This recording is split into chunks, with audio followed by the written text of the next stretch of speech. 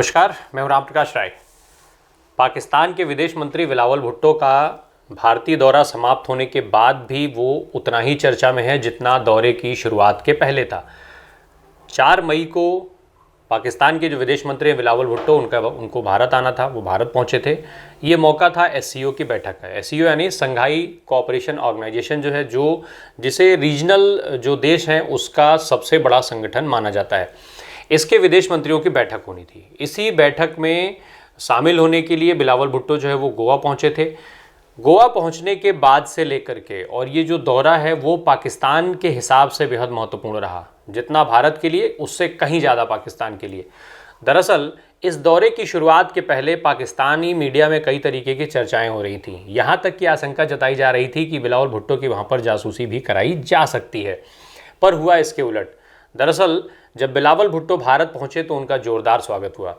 इस स्वागत से अभिभूत पाकिस्तानी मीडिया ने कई तरीके की खबरें छापी। पाकिस्तानी मीडिया की खबरों को लेकर के पाकिस्तान भी आश्चर्यचकित था कि आखिर ऐसा कैसे। खास इसकी जो वजह थी वो खास ये थी कि पाकिस्तान के जो तमाम नेता हैं वो अक्सर ऐसे बयान देते रहते हैं जो भारत विरोधी हो या भारत के भारत सरकार है उसमें बैठे हुए लोगों को लेकर के इस तरीके के बयान दिए जाते हैं जिससे दोनों देशों के बीच में तनाव बढ़ता है। बिलावल भुट्टो ऐसे ही नेताओं में से एक हैं। अभी बीते दिनों उन्होंने प्रधानमंत्री नरेंद्र मोदी को कसाई तक कह दिया था। हालांकि बाद में उन्होंने इस पर सफाई भी पेश की थी, पर इस तरीके के उसके पहले भी वो बयान देते रहे हैं। पाकिस्तान के किसी बड़े नेता या विदेश मंत्री के तौर पर 12 सालों के बाद ये किसी विदेश मंत्री का दौरा था भारत का। एससीओ की इस बैठक में कई सारी चीज़ें हुई। पाकिस्तान वापसी के बाद यानी भारत के एससीओ का दौरा ख़त्म करने के बाद जब पाकिस्तान पहुंचे बिलावल भुट्टो तो उन्होंने वहाँ पर मीडिया से बातचीत की। मीडिया से बातचीत में उन्होंने कुछ आरोप भारत की सरकार पर लगाए, साथ ही साथ बीजेपी और आरएसएस पर भी उन्होंने निशाना साधा। भारतीय जनता पार्टी और राष्ट्रीय स्वयंसेवक संघ पर सवाल उठाते हुए बिलावल भुट्टो ने कहा कि जो ये संघ और भाजपा ऐसे संगठन हैं जो हर मुस्लिम को आतंकवादी दृष्टिकोण से देखते हैं। वो सभी पर इस चीज़ की शंका करते हैं और लगभग हर मुस्लिम को वो आतंकवादी ही मानकर चलते हैं। ये भारत का नज़रिया है जिसे उन्होंने बदलने में कामयाबी पाई है। वो उनका दावा था कि इस तरीके के नज़रियों को वो यहाँ पर आने के बाद उन्होंने बदलने का काम किया है। इसके साथ साथ उन्होंने जो उनके सवाल थे वो यहाँ पर आने के बाद एक बार फिर से उन्होंने जो पुराना रवैया है पाकिस्तान का उसको आगे बढ़ाया।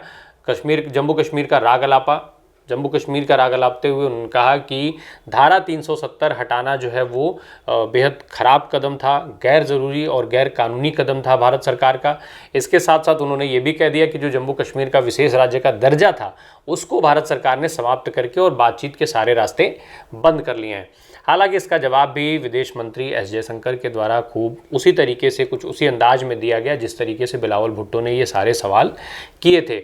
बिलावल भुट्टो जिस तरीके से जम्मू कश्मीर का राग अलाप के गए, साथ ही साथ भारत के अंदर ज़्यादा इनसिक्योरिटी होने की बात कह के गए, उसका जवाब विदेश मंत्री ने उन्हीं के अंदाज में दिया।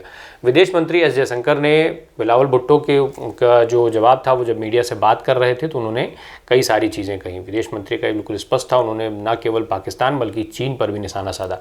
उन्होंने कहा कि ये जो बिलावल भुट्टो हैं वो हालांकि उन्होंने ये चीज़ें माफ़ी के साथ कही थी कि बिलावल भुट्टो जो है वो आतंकवादी देश के प्रवक्ता हैं, एक ऐसा देश जो आतंकवाद को पल्लवित पोषित करता है। साथ ही साथ उन्होंने भारत को लेकर के जो चाइना और पाकिस्तान के बीच में जो कॉरिडोर बन रहा है जिसको उन्होंने कहा कि वो जिसको कॉरिडोर कहा जा रहा है तथाकथित कॉरिडोर, उस पर भी उन्होंने सवाल उठाते हुए कहा कि जो इस तरीके के ठीक है कि जो संपर्क होते हैं वो या जो सड़क मार्ग या किसी भी तरीके का जो विकास होता है वो बनने से देशों को लाभ होता है, लेकिन दूसरे देशों की शुचिता को भंग करना ये चीज़ें ये जो है वो टॉलरेबल नहीं है।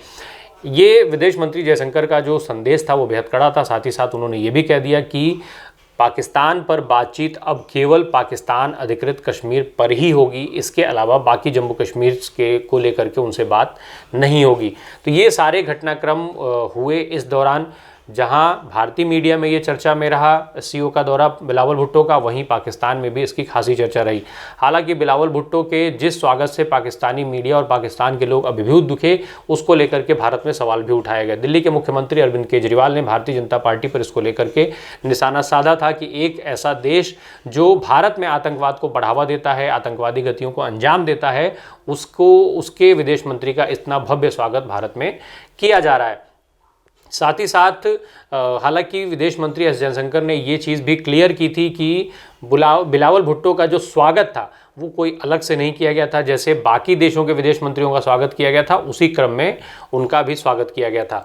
तो ये जो दौरा था वो बेहद महत्वपूर्ण और खासा चर्चा में रहने वाला दौरा था। चूँकि एससीओ की बैठक में सभी देशों से ज़्यादा निगाहें भारत और पाकिस्तान के विदेश मंत्रियों की मुलाकात पर ही थी, और ये जो मुलाकात थी वो बेहद गर्मजोशी से रही। उतने ही गर्मजोशी से आरोप भी लगाए गए और उतनी ही गर्मजोशी से जवाब भी दिए गए।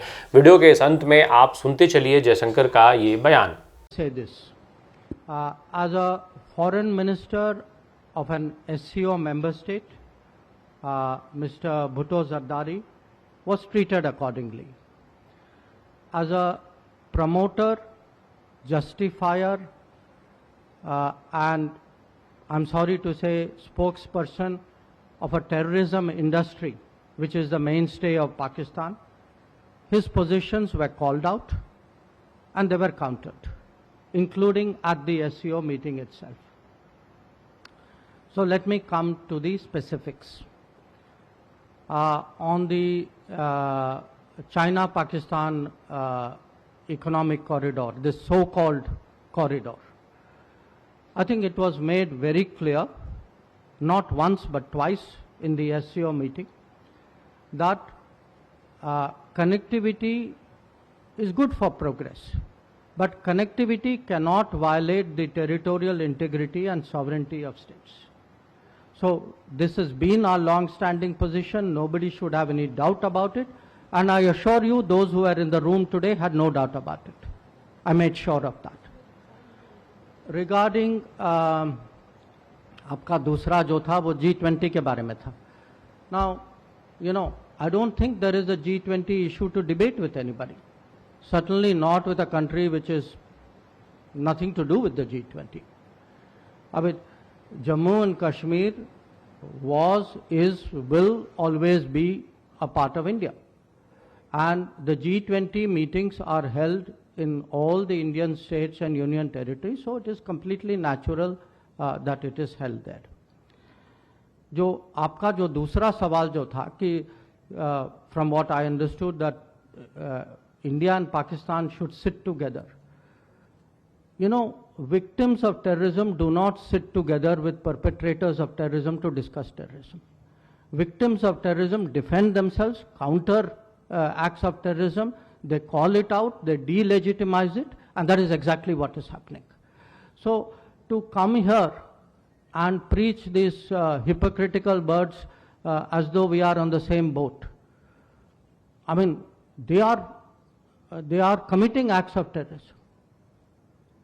And, I don't want to jump the gun on what happened today, but I think we're all feeling equally outraged.